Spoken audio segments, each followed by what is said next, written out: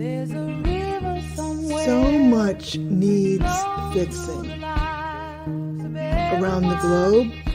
Do you draw the line and next door? You and I, all that's broken on the river. It is time for We Act Radio's Conversations Toward Repair.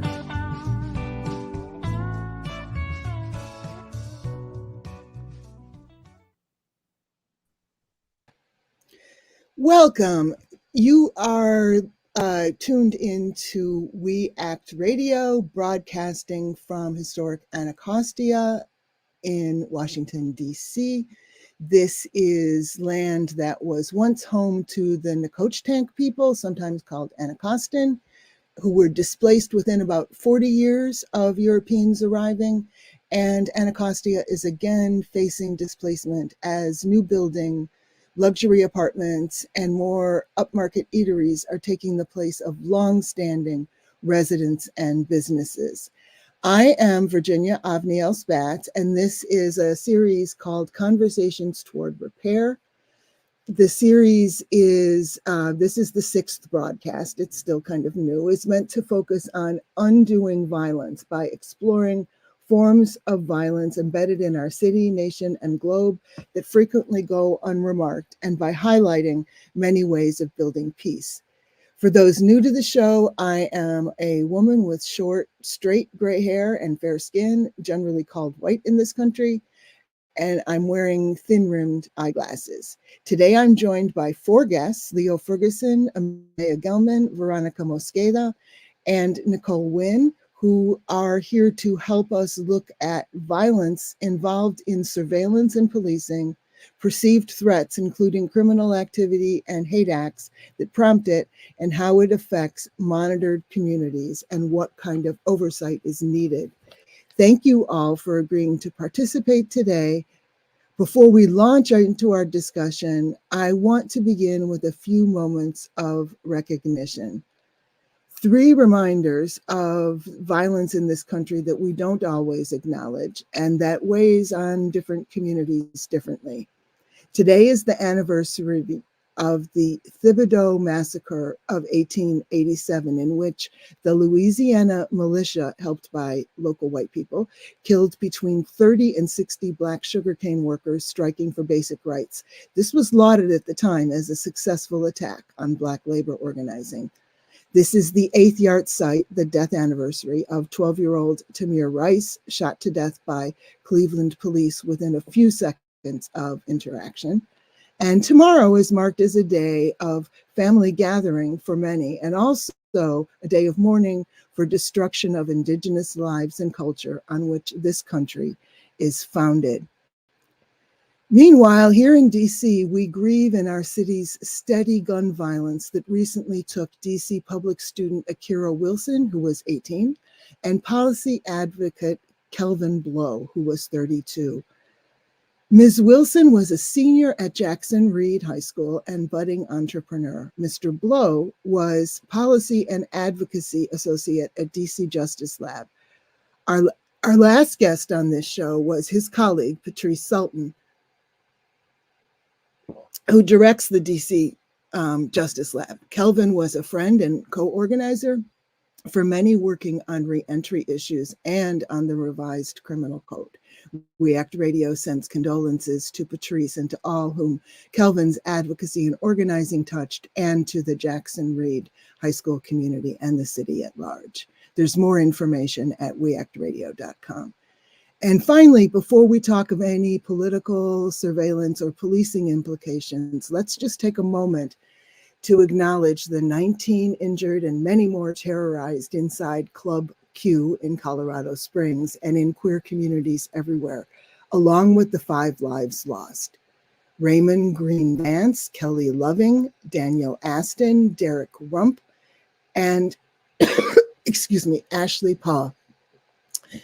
In addition to all that, which I prepared in advance, we all know that there has been more violence just in the last few hours locally and around the world. This isn't a cheerful way for us to start out, but it is my experience that we need to bring these things to the fore. And that is, part of the point of this series of shows, is to make sure that we recognize the violence that we sometimes manage to ignore. There's griefs that are with us all the time in our organizing, and that weigh on some communities, as mentioned, more than others. So with that long introduction and moment of recognition of just, in some ways, just kind of where we're sitting here on this particular Wednesday, I do want to finally introduce our guests. And the first guest, I'll just do them in alphabetical order. Leo Ferguson is a New Yorker, musician, Jew of color, and director of strategic projects for Jews for Racial and Economic Justice, which is usually pronounced JFREJ. He is author of JFREJ's a primary author of the resource Understanding Anti-Semitism, which I highly, highly recommend. You can get it for free from their website. And he leads a variety of efforts to help Jews face internalized anti-Jewish oppression, racism, race, and patriarchy and heteronormativity. I'll let you just say hi and add anything else you'd like the audience to know. Thank you so much for having me. It's great to be on with you and all of your guests in your audience. And no, that sums it up pretty well. Just happy to be coming here to you from New York City in a sad week. Indeed. Thank you. And Amaya Gelman teaches public policy at Sarah Lawrence College with a focus on policing and violence, race, queerness, and rights. Her book, Manuscript in Development on the Anti-Defamation League, is based on archival research and collaborations with Black, Jewish, Arab, Muslim, and queer grassroots organizations. Welcome, Amaya. Anything you'd like to add or just say hi to the audience? Thanks so much. I'm actually really excited to have this conversation because it's so present and prescient, and there haven't been very many conversations looking at surveillance and hate crime. So I appreciate that. And just about myself, I should say that I come out of queer and other kinds of organizing in New York City, tenant organizing, anti-racist, anti-police brutality organizing. And that's been really expanded by the new sort of emphasis and thinking about settler colonialism being behind that. So I just want to add that, since tomorrow is both a holiday that I celebrate with food and also Thanksgiving. So just thank you so much for convening us. Thank you. And next, Veronica Mosqueda is a campaign organizer for ACLU DC, relatively new to the ACLU. She has organizing and coalition building experience, focusing on building power in low income, working class, BIPOC, and immigrant communities. Welcome, Veronica. Anything you want to add or just say hello? Hi, Virginia. Thanks so much for having me. I am really happy to be here. Like everyone has said so far, just a really important, relevant conversation. Really appreciate holding space for everything that's been going on. I know that we're all hurting, and just also want to name that, part of my background is really in housing justice work, tenant organizing, and again, just it's such a bedrock of our work. And yeah, I'm just really happy to be here today. Thanks.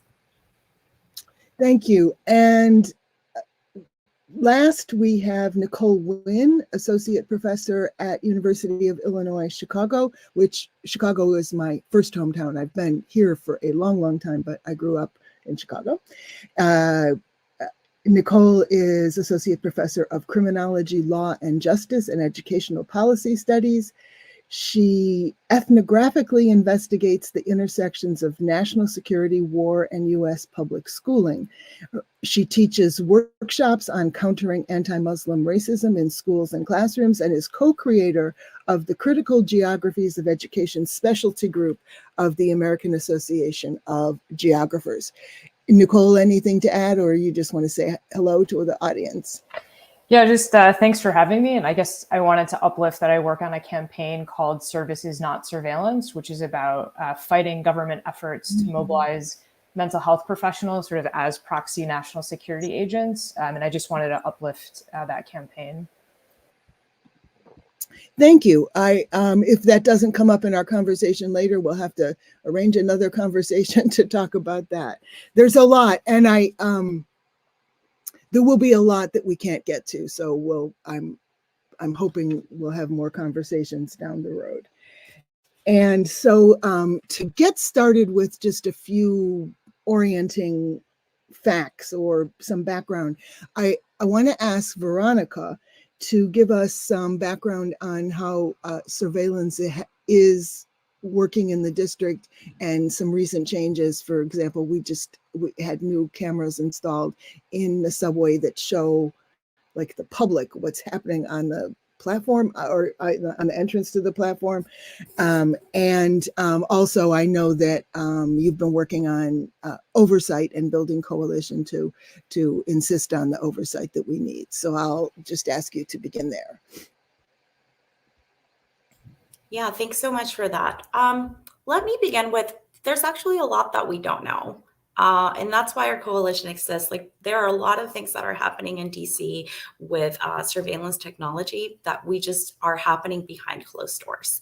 There's literally no process of oversight around what technologies are acquired and used in the district by district agencies, by MPD. So a lot of the things that are happening are just happening behind closed doors and are impacting everyday people, right? People who live and work and make this city and have zero say or awareness of really what's going on.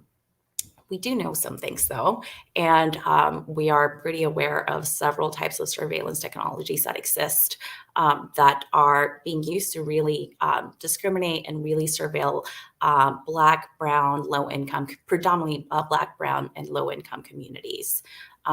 You mentioned the newer installations of the more cameras, right, in the metro, and while that is definitely a very recent change, I'd like to speak more broadly around the cameras that we know have been around for a while and how they are being used. So just kind of stepping back on CCTV cameras, which are the cameras that are often used by police to watch communities as they are living their everyday lives here in DC. They are on various streets throughout the district, but their placement is incredibly racist and classist. There are 2.5 times more CCTV cameras watching Black, Brown, low-income communities, like in Ward 7 and 8, and then they are in wider, wealthier neighborhoods like Ward 3. So the district has the highest number of CCTV cameras per capita in the country. So as you are asking about the metro surveillance, we are concerned, right? Because we know how surveillance technology is being used across DC. So that's why the Community Oversight of Surveillance DC Coalition exists. We are a group of community members, activists, organizers, and local and national groups that are trying to end that unchecked surveillance of DC communities by district agencies, including MPD. And we want to make sure that DC residents have a say on how surveillance technology is acquired and used in DC, or if it should even be used. And I'm sorry, can you say the name of the coalition again and how people can maybe find it? Absolutely. So we are the Community Oversight of Surveillance DC Coalition, and you can find us COSDC for short. I know there are so many acronyms out there, and you can find us at takecontroldc.org. That's our website.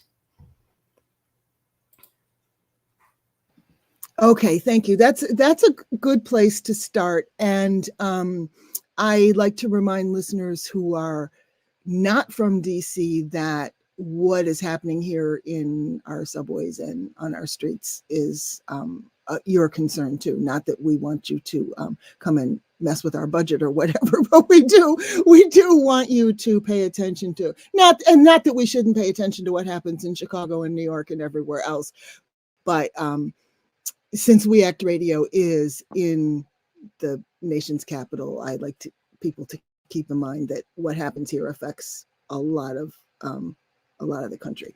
So, and with that, I also want to ask now for the other guests who are not from DC or not centered in DC to talk a little bit about examples of surveillance that you in your hometowns or in your historical work.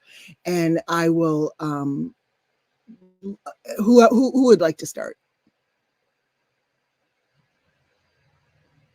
Well, I can jump in and just say that certainly in New York, we have a really awful legacy of the surveillance and illegal surveillance of Muslim communities following 9/11, which was, has been sort of well documented, but something that JFridge has been involved in at various points in terms of supporting the various lawsuits and the monitoring that has gone on with the NYPD, the court-appointed monitor that is supposed to look at NYPD surveillance activities, in particular with regards to the Muslim community. Certainly also there was, illegal surveillance of progressive activists after the Republican convention in New York, which resulted in other lawsuits. And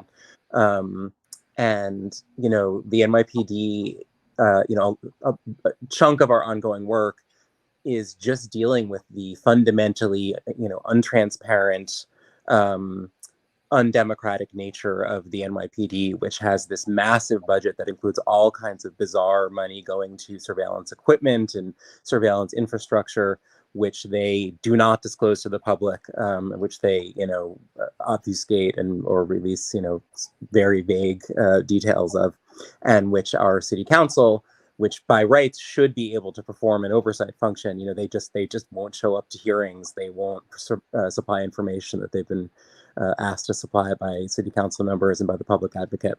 So that's a big part of our ongoing work. And it's just very clear that, what you have is just this sort of like paramilitary operation running rampant and, with massive amounts of our money being used to look at communities without us having any idea of, what they're doing. And Nicole, did you have? Sure, I can hop in. You mentioned Club Q at the outset, and I think as much as we focus on the technologies of surveillance, we also have to think about the underwriting logics of who is watched and to what ends, like who is made suspicious through these technologies. And I think so. Club Q is important in many ways, but it becomes a moment that's ripe for a sort of law enforcement response. So we can think of in the aftermath of the Gulf War in 1995, we had the Oklahoma City bombing, and Arab Americans were seen as the perpetrators of that attack. And even as we became aware that it was Timothy McVeigh, that he's white, that he's US born, the Clinton administration passed the Anti-Terrorism and Effective Death Penalty law, which is about using secret evidence against immigrants, right, in deportation proceedings. So our response to the crisis was to criminalize a group of people that had nothing to do, right, with the bombing. And we see this after the January 6th attempted takeover. We see the FBI announcing these 4 new categories of domestic terrorist threats, racially and ethnically motivated violent extremism, which collapsed its category of Black identity extremists with white supremacists, anti-government violent extremism, which includes opposition, this is their language, opposition to economic, social, and racial hierarchies. So anyone challenging racism is in effect a violent extremist. Environmental violent extremism, as in the protests around the Dakota Access Pipeline. And then finally, abortion-related violent extremism, a category that got mobilized in California to repress opposition to the overturning of Roe v. Wade. So I think it's important that we understand how moments of crises are then used to justify a law enforcement response with the idea that this somehow keeps us all safe, when we know that who's then targeted for policing and surveillance are brown and Black communities, particularly immigrant communities. Thank you. Amaya, did you want to add anything? I don't want to put you on the spot, but.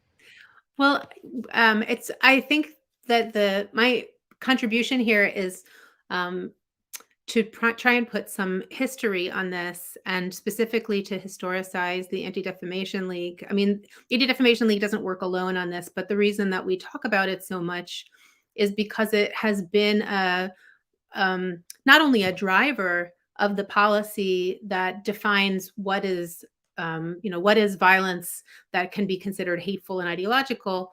It hasn't just been a driver of that. It actually historically created the context for this idea, for the move from what we used to call racist violence or civil rights violations or homophobic violence to calling things hate in a way that strips away a lot of the specificity, that sort of doesn't have us look at the conditions that created violence, that kind of takes the government out of it, and boils everything down to instances of kind of irrational conflict between people. There's a lot of convergence happening right now between the idea of hate crimes and the idea of terrorism. And I think it's worth talking about that too. I don't want to drown us in the history here, but I do think that it's worth identifying the beginnings of the idea of hate and hate crime that kind of animate our present day conversations about what safety is and how the state should be providing safety. So if it's okay, I'll just take a second and lay out that history. And then maybe Nicole can pick up how it's being translated into the terror frame and what that means.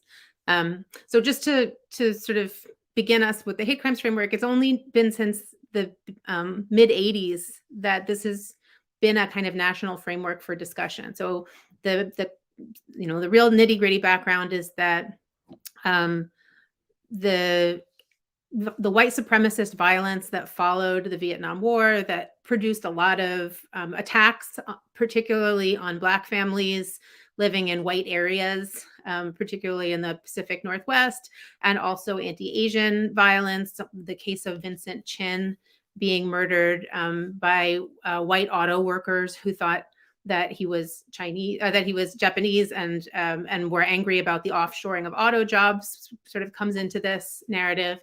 But the hate crimes framework starts in the 1980s with an effort to sort of take this racial violence out of the context of capitalism and the sort of historical contexts where it arises, and apply the war on crime framework to it, where it simply becomes a matter of punishment.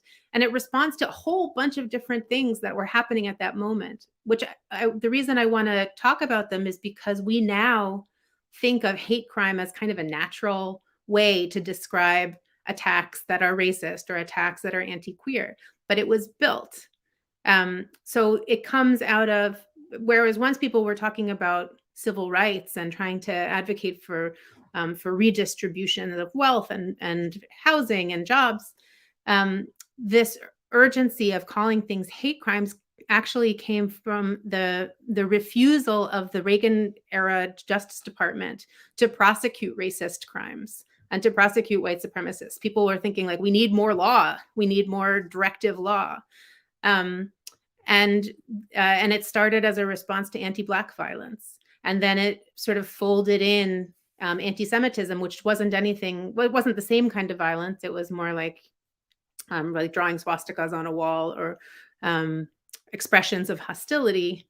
And actually, the origins of those of that kind of anti-Semitic speech were pegged largely to youth, and then later to actually a Soviet plot to kind of disrupt our discussions about race. And then there was a demand for recognition of anti-queer violence, because queer communities were struggling for citizenship as well, and for recognition of rights, and particularly in the context of the AIDS crisis and the Reagan administration's abandonment of queers. And then as the hate crimes framework took hold and became kind of the way that people were talking about things, there was a call for anti-Arab violence and anti-Indigenous violence and anti-Asian violence to be folded in to the sort of sphere of hate crimes, just so that it could be recognized. And that's how it became so strong. So I'll leave it at that. I do at some point want to explain how the ADL itself plays a role, but I just think it's important to denaturalize this idea that hate crime is a thing. It actually is a conflation of lots of things, and a way for us to not look behind different kinds of violence and to take the state and capital and conservative forces pitting people against each other as the basis of violence. Thank you for that important background, and I do want to go back to more things about the ADL and some of the other framework. But I actually had a question that I wanted to ask, and you all can address it or go in whatever direction you prefer. But it does occur to me, listening to your history, that we have been somehow tricked into, and maybe this is like obvious to everybody, giving up civil liberties in order to fight something that can't, like, we can't, like, is there any way surveillance is ever going to stop however we're calling hate? Is there any, like, we're attacking things the wrong way. And I wondered if Veronica wanted to say something about that, and then I'll certainly just open it up to others. But we are just as you describe it, it's a deliberate campaign, and most of us just end up hearing we don't see the campaign, and so then we only see the results. So I hope that makes some sense. Veronica, did you want to say anything about how surveillance is attacking our civil liberties without, and also the other question, I just want to ask it because my mind is wandering and I want to make sure it gets out there, is like, do we have any idea what happens to all this surveillance? Like, Leo mentioned it in New York and you mentioned it here, all this stuff, like what happens to it? Yeah, no, thanks so much for your questions. And that perfectly makes sense. I mean, I said this earlier and, I'll keep repeating it. There's a lot we just don't know. It is really scary. It's really is so scary to not know what is happening with a lot of this data, what's being used, how it's being used, right? But to really get to the first question you were asking, we know that, so sorry, trying to get my thoughts in order. So many thoughts. Unchecked government surveillance really threatens the rights of DC's Black, Brown, and low-income communities that are impacted by police harassment. We know that Black, Brown, low-income residents experience disproportionate levels of surveillance as they are living their daily lives. And like I said earlier, predominantly white and higher income communities often don't have to deal with those effects of that constant surveillance that leads to further criminalization. Our coalition is committed to centering impacted communities, and I really want to bring us into like some of the personal stories we have spent since what year? Time is flying by. Since 2021, we have been conducting listening sessions with impacted community members, with young people, with street vendors, with sex workers, and we have more listening sessions coming in the new year where we are really sitting with folks and listening to them about their own experiences with surveillance technology and just surveillance in general. And we are hearing the same things over and over again, where people are not feeling safe, where people are just feeling watched, and that the tools that are marketed as a way to keep communities safe are actually just used to like further harass, oppress, and really surveil them. When we did our session with young people, they shared that from the moment they leave their homes, go to school and come back, they feel watched the entire time, and that they are acting like they're being watched, which is like such a scary thing on the psyche, on someone's well-being, on young people. But yeah, they named that of just, walking to the bus, being on public transit, being in schools and being surveilled there with the tools they use for school, and then again coming home. When we were talking with street vendors and sex workers, they all folks shared different experiences of being harmed while they were either working or just living their lives on the street, and that they were harmed, physically assaulted, by cameras.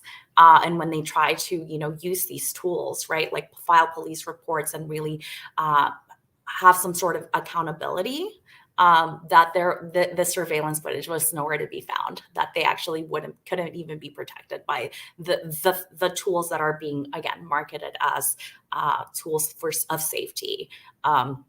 And yet, at the same time, when other things were happening in their own communities, these tools were being used to surveil them, right? So, it's just, again, just really scary to think about how these tools are being used or not being used, and people really have no idea to what extent this data is being collected, and by whom and how it's shared. And I feel like you had another question. But maybe. I will try to think it, or someone else can come up with it, but I do want to remind listeners that this is We Act Radio, broadcasting from historic Anacostia, Washington, D.C. We are at the bottom of the hour, so I'm making that announcement. And I am also reminded that being at the bottom of the hour, we've gone through a lot, but there's a lot yet to go through. So if someone else remembers what else I asked and thinks it's important, please go ahead and ask it. Otherwise, I think Nicole, or I'm just going to ask you all to just go on talking. Well, I can jump in and just say that all of that absolutely resonates with our experience in New York, where we actually just had a tragic incident of violence on the subway, but similarly, all these subway surveillance cameras that were installed didn't record anything or weren't working. And so, you see the diversion of all these resources to this infrastructure that then does not actually keep people safe. And of course, the same thing is happening through state funding, NYPD funding, and also private foundations with synagogues. So obviously, working in the Jewish community, right? We see, this with the rise of hate violence and the perception of the rise of hate violence within Jewish communities. There's lots and lots of demand for security cameras and things like that, which is all just resources that are sort of going into this pervasive, infrastructure of people being on camera all the time. And in that case, of course, the footage is privately controlled, but then there's also police body cam footage, which is an entire other surveillance infrastructure, which the NYPD has complete control over. And while there are, rules and laws about providing that footage, it's the NYPD that gets to decide what footage is relevant and what isn't. So there's a whole other layer of, obfuscation and control that they have over what they think is important to share. But then in addition, and this is the part that I think is the most damaging, there's the surveillance that comes from cameras and technology, but there's also just what happens when you have an increased police presence, right? I mean, that is another form of surveillance, having human beings walking around in neighborhoods. And this is, of course, what we see in New York, where we absolutely understand, right, that people are scared, and that when you see the kinds of rise in, white nationalist, white supremacist rhetoric and violence that we've had over the past, since the rise of the Trump administration, that of course it's understandable that people are afraid. But what that ends up translating into, at least, in our communities, is in fact more cops, many of whom are going to just end up policing Black and brown people. And even what, just having, not only just having them on the street, again, change the entire tenor of your experience of that neighborhood, the feeling of being watched, of being surveilled, but the danger of these interactions, the fact that, so often we see interactions with the police escalate rapidly from someone being stopped in a level 1 or level 2 encounter to escalating to a search, to an arrest or to violence or to people being killed, right? So just having more cops out there increases the danger, and that danger is overwhelmingly disproportionately felt by Black and brown low-income communities in New York. In fact, we know that there was this, massive stop and frisk program under Bloomberg. Those numbers, because of the work of lots and lots of very, courageous and dedicated activists and advocates in New York, was, the overall number of stops has come down dramatically. But what many people don't know is that the racial disparities have actually gotten worse. So we have far fewer stops, but in fact, at this point, it's something like 87% of the people being stopped are Black or Latino in New York. So that's just, all of that is infrastructure that's part of essentially a surveillance apparatus. I would love to talk a little bit about the way that surveillance and the reporting of incidents produces a kind of statistical wave that then becomes a political lever in itself, and who that works for. So there are all kinds of surveillance. There's all kinds of surveillance happening. There's the sort of camera-based surveillance, which is so intrusive, and then there's also the sort of lateral surveillance where people are kind of telling on each other, right? And the framework in which people are encouraged to tell on each other is a framework. It's framed as, for your safety, for the safety of the community. Report in every time there's an instance of hate, right? Or hate or terror. And as I said, they're increasingly being conflated. The target of hate might be, might perceive a targeting of an ethnic group or your ethnic identity as hate, and the idea of terror just sort of expands that out to the nation. Like, why did they hate us? Because we're free. It's, there's a sort of scaling up of the idea of hate in the discussion of terror and domestic terror. And what this sort of escalation of the idea that every instance of conflict is about race and ethnicity or about queerness, rather than looking at the way that people are interacting in terms of their economic power. Is somebody angry with somebody else because the somebody else is a gentrifier? Is somebody angry because they feel like they don't have economic access to privileges that another group has? Does that constitute racial hate, or is that expressing a different problem? The conflation of all of these various problems and histories with ideological just hostility toward a group really has the same effect as the war on terror has had, where it's like, we're going to fight against this idea that has no boundaries, no identifiable perpetrators except those whom we can surveil. And it also produces this wave of statistics that becomes really easily manipulable and also somewhat ridiculous. There's the way that's, it's always been sort of noted that the way that statistics about hate violence are generated is iffy, because it depends on people self-reporting, and the communities that report hate violence against themselves are those who have been encouraged to do so, who feel comfortable engaging with the police, and who have a mechanism for reporting, for identifying what they feel is violence toward them and reporting it. And overwhelmingly, that reporting produces reports of anti-Semitism, rather than racism, rather than other kinds of violence. And I'm just looking at a statistic which I saw. I try not to follow this too closely because it's depressing, I'll be honest.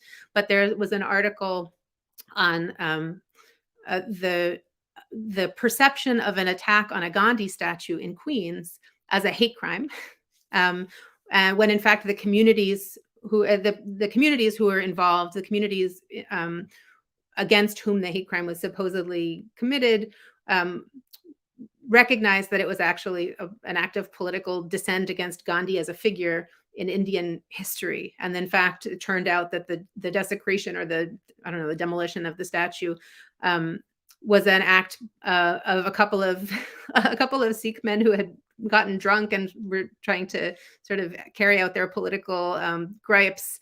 And it wasn't a hate crime particularly, except that it was defined as such by police and politicians. But the stat that's in this article, this is an article by Arun Venugopal, which I highly recommend folks read, in Gothamist.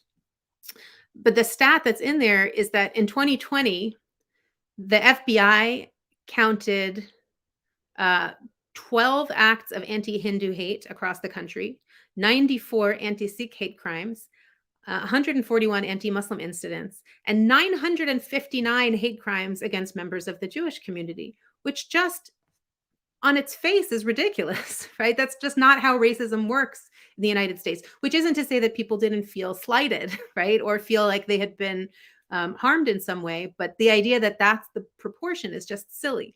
So then the question is, well, what does that do? What work does that do in our society? And this is where the ADL comes in. So the ADL, I think it's important to acknowledge that talk about anti-Semitism is kind of at the center of our discussion, our national discussion of hate crimes, including our discussion of white supremacist hate.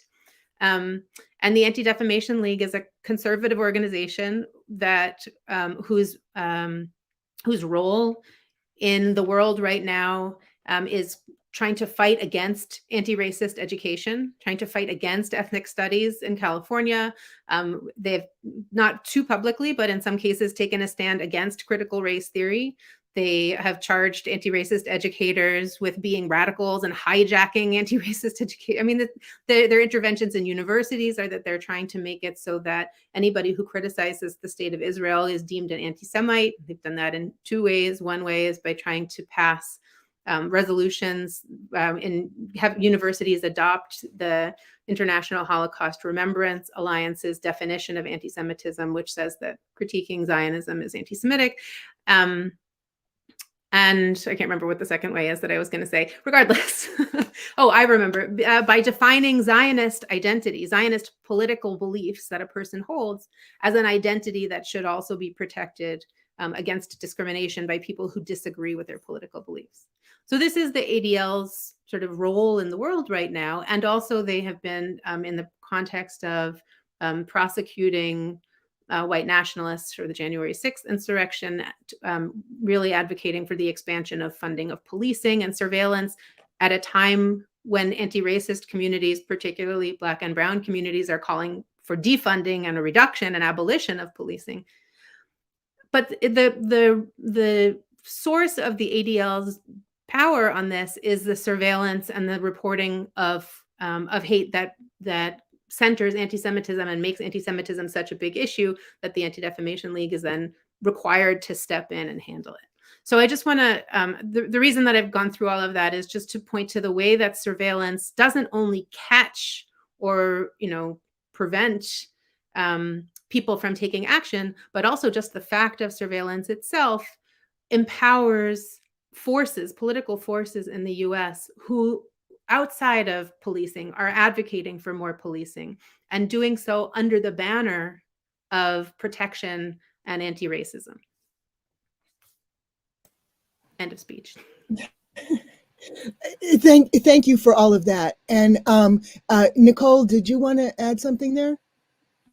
Yeah, I guess I just wanted to say that, so part of the work of hate crimes legislation and even the language of hate crimes is to direct, like if we think of like white supremacy as an iceberg, right? The top of the iceberg is the most visible manifestations of white supremacy, right? The people who are in the streets attacking Asian elders, the people who are storming the Capitol, and we're sort of, this like concept of racial individualism tells us like, if we lock up those people, we won't have white supremacy. And it's a sort of self-fulfilling prophecy in that we then turn to the very structures and systems that are harming us, right? So we're turning to law enforcement to solve the problem of white supremacy for us. Like it's a white supremacist institution, right? But hate crimes legislation tells us we have to go after the tip of the iceberg. Like we don't have to think about all of the structural roots that are producing vigilantes in the street who are killing Black people, right? We don't have to think about the racial roots of policing. And so then we feel sort of called to, well, we need surveillance. We need, people surveying each other. We need technology surveying each other because that's how we stay safe. Because what we're afraid of is those people in the streets who are killing us, not thinking about, well, there's healthcare systems, there's policing systems, there's school systems that are also killing us. And so that's sort of how we sort of create the logics that make this kind of policing and surveillance permissible, right, in society. And so I do think it's important to sort of show the relationship between hate crimes as an idea and then the things that it authorizes in the name of keeping us safe, which is actually making us less and less safe day by day.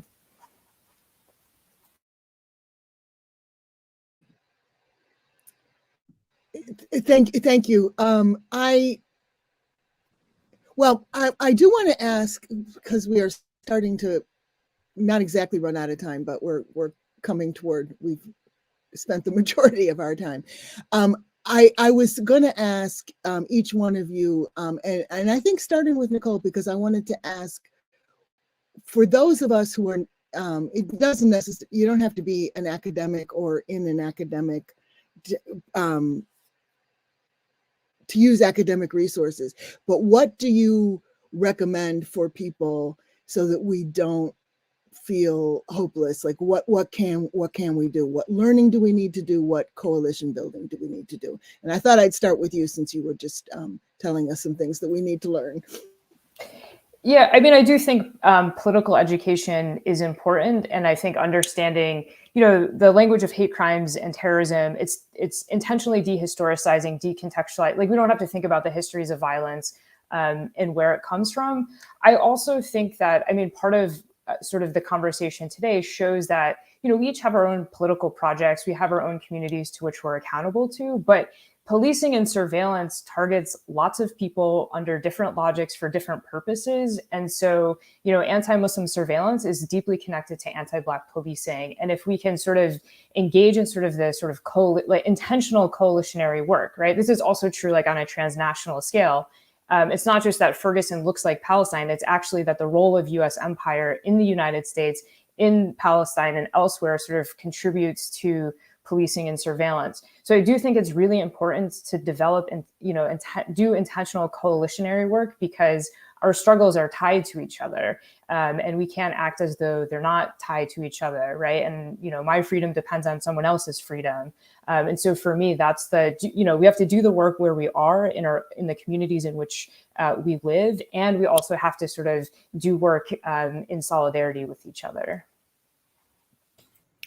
I'm happy to go next, just because everything Nicole said is like 100% like on point, that, everything around us is 100% interconnected. And I think that one of the things that comes from that is people feeling like frozen and just like panicked on where to even engage, right? Like, this is such a beast that like we are seeing the tip of the iceberg if folks aren't really engaged in any sort of coalition building or organizing in their communities, that it just feels so big that they don't even know where to start. But the thing is that, again, there are groups of people that are doing work in all areas, and we have to be able to like build solidarity with each other. And, as an organizer and someone who's been doing like grassroots organizing for most of like my adult life, like what I tell people is like, just find a community. We do not need to reinvent the wheel. There are people in your community, wherever you are, that are already doing this work. And we all have something to contribute to that. Not every, there are I think you were saying this earlier too, Virginia, of like in campaigns, we only see the results and not all the work leading up to it. And like most of the organizing is what's happening behind the scenes. The results are just this tiny part of this lifelong work that we have to do collectively, that we have to do together. I'm getting very excited, but what I would say is to people who are feeling like frozen or just panicked or just overwhelmed, because of course this is, again, really scary and it's real, but also that's the purpose of it, to like paralyze people into like just not acting. Connect with people on the ground, connect with people in your community. And we have to like really do this collectively. There is no other way forward. And this is like, right, multi-generational work. We are able to do all the work that we are doing now because of the people who came before us, and we contribute to that, and we just keep moving forward. So I think Angela Davis talks about this a lot, right? Like, we just have to look toward the horizon, not knowing what's ahead, but that we are contributing to it. And I think that one takes away the ego, and also this full like weight of responsibility, like we are going to fix everything within our own lifetimes, right? So yeah, that's what I would say, just to folks, like really connect with something that resonates with you. It's all interconnected. Political education is 100% part of that too. And we can demystify political education too. It's not this big scary thing. It's people know this. Like people like or have organized with throughout the years, like they name the things. Maybe that's not the way we're naming it in like academic spaces, but they know what's oppressing them. They know what the problems are. And like we have to be able to like make this incredibly accessible and build with each other and learn from each other. Okay, I'll pass it to someone else. Thank you.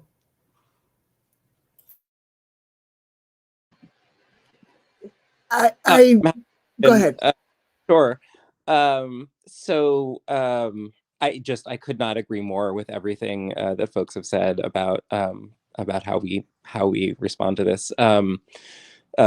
The idea of safety. Well, I'll make it specific. So, at Jews for Racial and Economic Justice, we started our hate violence coalition in response to the rise in hate violence in New York City, starting in 2019, 2020 in particular. But the thing that really moved us to action was a story about a 14-year-old who was arrested for chalking a swastika, I believe, on a school playground, and the NYPD, posted, on Twitter with this, triumphant, this is us, stopping hate, and just the idea that arresting a 14-year-old would in any way make Jews any safer, just the sheer absurdity of that was so offensive to us that we just felt like we had to do something. And so what we did was build a coalition of other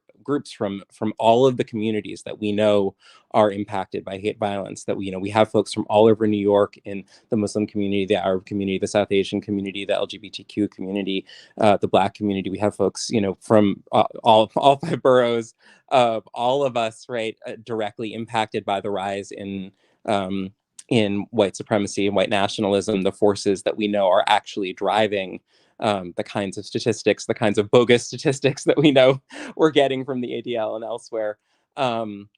Because it's just so clear that the only way that we're going to be safe is through solidarity, that we all have an interest in keeping each other safe. And ultimately, that's what's going to actually work. And so we've advocated for, part of, as most of my work is actually around abolishing the police and fighting police violence, period, and yet in all of that work, hate violence is actually one of the places where the disparity between what is promised and what is delivered is most egregious and absurd. I think a really great report by the Movement Advancement Project found that something like only 15% of over a 5-year period, only 15% of all the arrests made around hate crimes actually resulted in convictions. And that 15% number actually obscures the fact that I think the number is something like 6 people or 7 people or something like that. And yet millions and millions of dollars, right, have gone into this carceral infrastructure in response to this problem. And of course, over that time, we've also seen this massive rise in reported incidents. So this, the system that we have is manifestly not keeping anyone safe, and yet we're just continuing to pour resources into it. And so, we've advocated, in part, we've advocated for flipping that and for putting all of that money into communities, so that communities can do the things that we know keep us safe, building ties with other communities, and all of that kind of work. Bystander intervention training, other kinds of education, culturally responsive education. But the real thing that's going to keep us safe is the thing that keeps everyone safe. Like when I talk to Jews, I'm like, what's going to keep Jews safe is when we have, healthcare services and mental health care services for everyone who needs them, when everyone who needs housing has housing, when we don't have poverty, like the things that we know make community, because it's not a mystery, right? Everyone knows instinctively the communities that are safe and the communities that are, quote, unsafe, and we know what that's about, and it's about poverty, right? And so those are the kinds of things that are going to keep all of us safe, certainly, or is what's going to keep the Jewish community safe, not more security cameras and not more cops. I would just add to that this is in the same way that this sort of rise of surveillance and the rise of fears about white nationalism have made the idea of hate really powerful and encouraged sort of bad political actors to hop on board of it and try and leverage it. It's also a moment of really incredible pushback, not only on policing, but also on the idea of the hate frame in general, the hate crimes framework, the way of thinking about violence, and also the idea of domestic terrorism in a way that really actually pulls together some threads of organizing that have been going on for a long time. So queer organizers have been resisting the hate crimes framework since it started, partly because of the way that it kind of ties our safety to the state when we know the state doesn't care about us, but also because in practice, it turns out that expanded policing powers, even early on in hate crimes, resulted in the prosecution of way more people of color, low-income people, and queers than of the people who are supposedly targeting us. So that has existed. And then anti-Islamophobia organizations have been resisting for a long time because of the way that the hate frame empowers Islamophobic surveillance. And then Black Lives Matter really called our attention to abolition and has produced lots of Black-led organizing against these frameworks. In the most recent wave of anti-Asian violence, there have been sort of a proliferation of Asian organizations, Asian American progressive community organizing groups that have been established for a long time on economic issues and other issues, rising to talk about how the hate crimes framework misunderstands that violence and invites more policing. And there are progressive Jewish organizations, JFRED among them, which has signed on to the Drop the ADL letter, Jewish Voice for Peace, and lots of other Jewish organizers looking at the way that the weaponization of anti-Semitism has fit into this. And there's a wider movement against surveillance. So this is actually like a really huge moment for doing this. It's actually quite hopeful, and there are lots and lots of ways to plug in. And I'll just plug droptheadl.org as one of them, but there are actually a ton.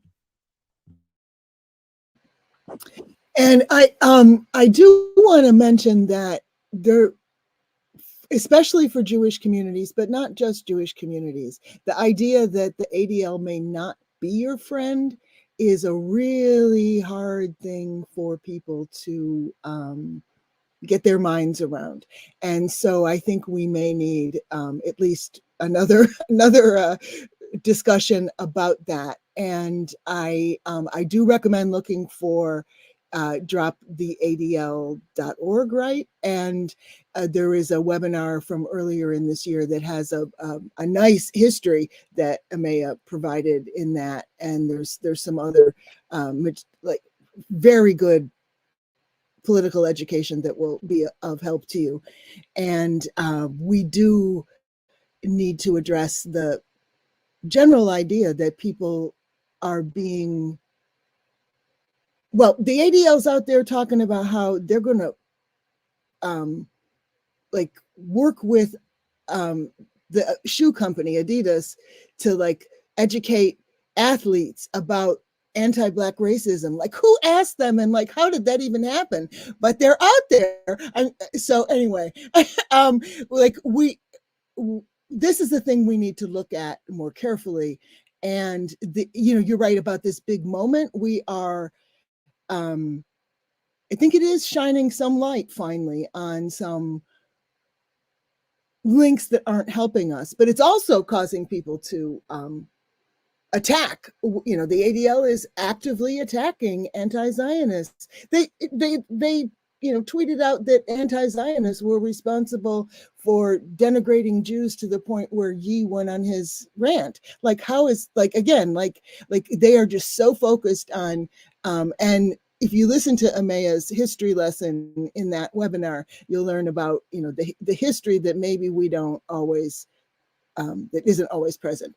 So that is more than enough of my own ranting. We have just a couple minutes left.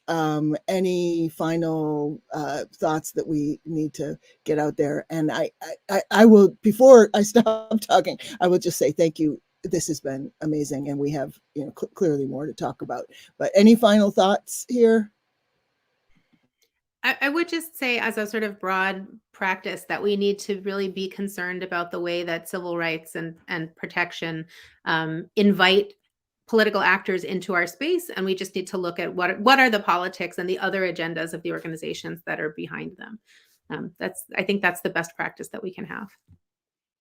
Yeah, I couldn't agree more, and would be thrilled to come back on to say bad things about the ADL, which I could do all day long, and highly recommend Maya's webinar and writing on that. And I'll just say, if folks want to learn a little bit more about the work that we're doing, and we also have some really great resources on, fighting hate violence without resorting to supporting the police, you can go to jfrej.org or nycagainsthate.org. I will add that, again, the DC needs to put the power of surveillance oversight into the hands of community members, especially those who are most impacted by surveillance. Together, we can decide what information the district should not gather and share, and what tools the district should actually use to support communities. So if you want to learn more, please join us, and you can go to takecontroldc.org. Any final thought, Nicole? Just abolition now. Let's. All right. That will be the last word. Thank you. You have been listening to Amaya Gelman, Nicole Wynn, Leo Ferguson, and Veronica Mosqueda. This is Virginia Avniel Spatz for We Act Radio, thanking you for listening in. And until next time, peace.